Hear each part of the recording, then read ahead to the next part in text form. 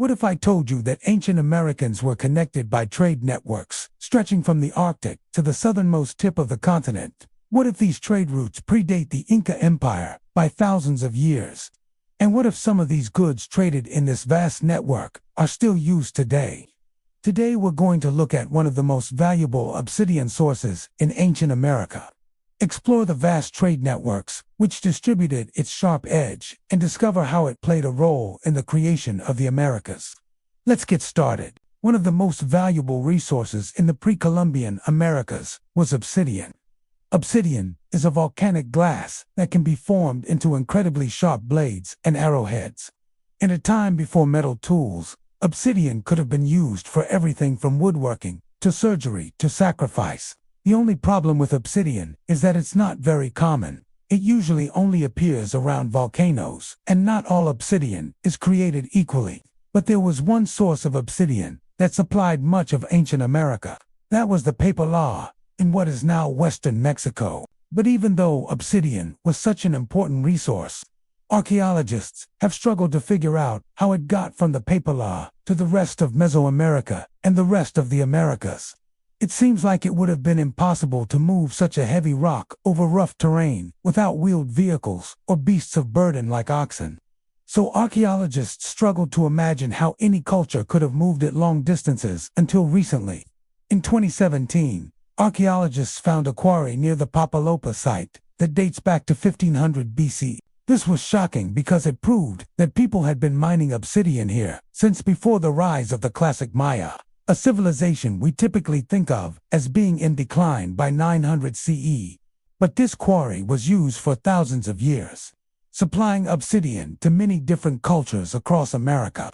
So how did they do it? Well, according to a study published in the Journal of Archaeological Science in 2023, researchers believe that the obsidian was transported on rafts. Yes, rafts.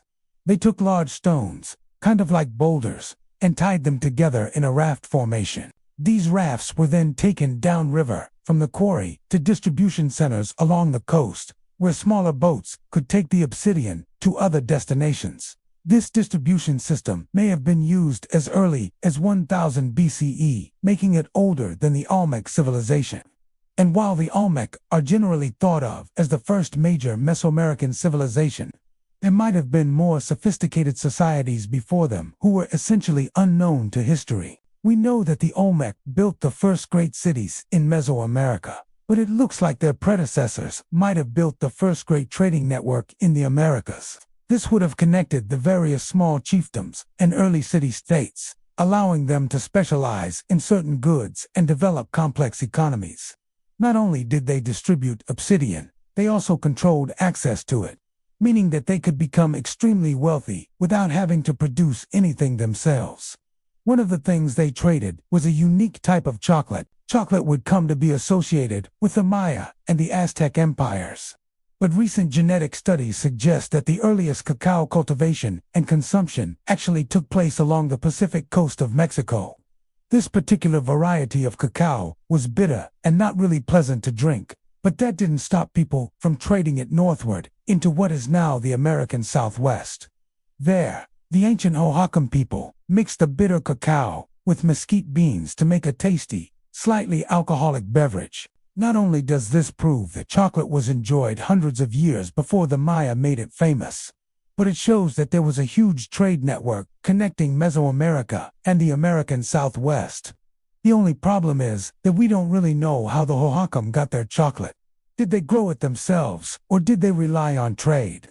Well, evidence has recently been found suggesting that the Hohokam actually grew their own cacao. Researchers found cacao pollen in ancient Hohokam settlements dating back to 300 CE. This means that they probably grew cacao trees in their own territory, although they may have still relied on trade to supplement their supply. Trade would have been vital to the Hohokam economy. They specialized in growing maize and trading it to neighboring cultures, including the mysterious and elusive Mogollon culture. The Mogollon people lived in the mountainous regions of New Mexico and Arizona, and they were known for their beautiful black-on-white pottery. But they didn't grow much food in their territory, so they relied on trade to survive. But who were the Mogollon? Honestly, we don't know much about them. because they left behind almost no written records and very few monumental structures like pyramids or temples. However, archaeologists believe they developed independently from the Hohokam and another nearby culture called the ancestral Pueblones, who are famous for building massive cliff dwellings like those found at Mesa Verde. It looks like all three of these cultures, the Mogollon, the Hohokam, and the ancestral Pueblones, formed a vast trading network connecting the Pacific coast of Mexico with the Four Corners region of the United States. But these networks didn't end at the American Southwest. There are two more pieces to the puzzle. The first is the Arctic. Archaeologists have recently discovered evidence of a sophisticated pre-contact Inuit society on Ellesmere Island in the Canadian Arctic. On this island, they found the ruins of buildings and workshops dating back to around 1000 CE. They also found evidence of social complexity, including feasting halls and elite burials. But what brings these Inuit to our story is their use of obsidian. The Inuit on Ellesmere Island came in contact with obsidian from the Papalopan region through trade networks that stretched nearly uninterrupted from the Arctic to Mexico. But it wasn't just obsidian that they traded. The Arctic people also traded walrus ivory and other goods with their distant Mesoamerican neighbors.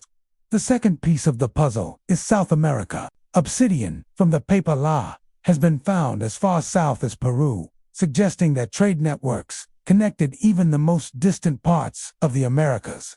But the ancient Peruvians and the Arctic people never met. So how did the goods get from one place to the other? Well, that's a tough question. But there are two likely possibilities. First, the goods were brought down the coast of South America by boat.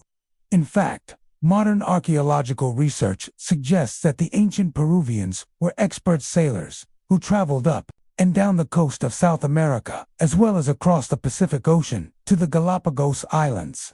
So it's certainly possible they could have transported obsidian from the Isthmus of Panama. The other possibility is that the goods traveled up the Andes Mountains via a series of well-established trade routes. Either way, the goods would have traveled north and ended up in the hands of the same traders we've already discussed. All of these trade networks combine to form one of the largest economic systems in the ancient world, connecting 10,000 kilometers from the Arctic to the southernmost tip of Chile. It would have been a critical component of pre-Columbian life, bringing wealth and prosperity to the cultures involved. It also would have helped spread new ideas and technologies across the continent, leading to the development of new cultures and innovations. But trade networks are fragile things. All it takes is one group of raiders or one natural disaster to disrupt the flow of goods, and that's exactly what happened in the late Classic period. As the Maya civilization declined, so did the trade networks that supported the rest of the continent. By 900 CE, most of the trade centers across the Americas were abandoned and the flow of goods stopped. But trade networks are resilient, too.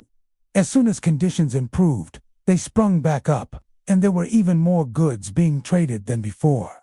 During the post-Classic period, new items like rubber and peanuts were incorporated into the trade network, traveling from the Amazon basin to the Arctic. This trade continued all the way until the Spanish arrived in the 16th century. However, once the Europeans established their dominance, they quickly shut down the African slave trade and replaced it with African slaves brought directly to Europe, and they did the same thing with the Native American slave trade. Once they realized they could make more money selling Native Americans as slaves in Europe, they stopped trading them to the Caribbean and sent them directly to Europe instead. By the end of the 18th century, the transatlantic slave trade had largely replaced the native trade networks, and the old trade routes fell into disuse. To learn more about this, check out my video on the history of slavery. Thanks for watching. If you liked this video, please hit the like button. Thanks.